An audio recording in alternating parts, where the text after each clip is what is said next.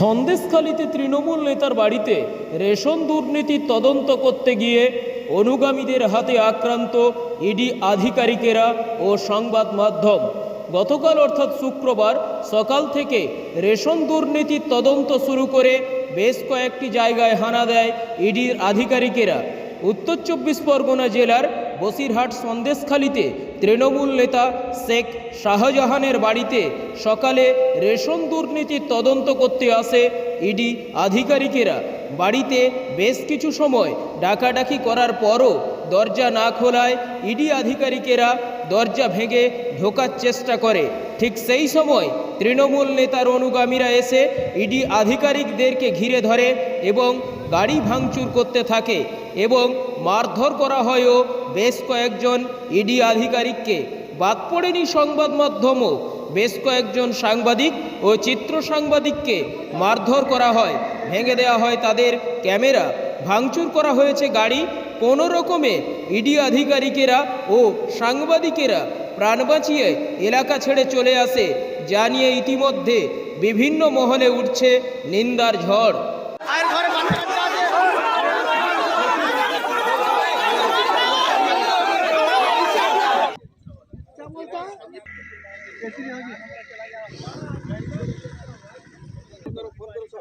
Phone क्या करूँ वो तो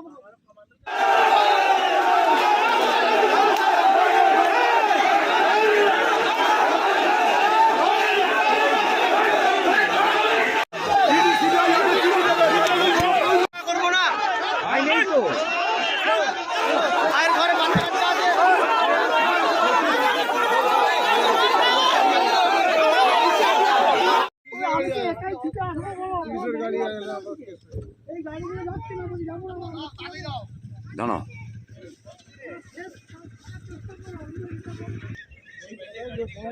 हेलो अच्छा ওটা ছাড়ো, আমি ইনস্ট্রুমেন্ট না गाड़ी को पूरा जला दिया और अभी तो सब सब इधर ধরো ধরো ধরো ধরো ধরো भाग रहा है सर।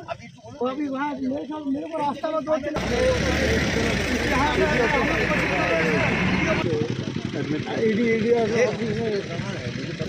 गाड़ी को धोआ আমার মাথাটা দেখে ওর মাথাটা দেখে পরে আমরা যখন হেঁটে আসছি, আপনার মোট কজন ছিলেন? আমরা টিমে 8 জন ছিলাম। 8 জন আছে, বাসে আসছে। আর বাকি কারা ওরকম ওখানে আছে না বেরিয়ে এসছে? কোনো যোগাযোগ নেই, কোনো যোগাযোগই নেই। আপনার কি ইডি অফিসার?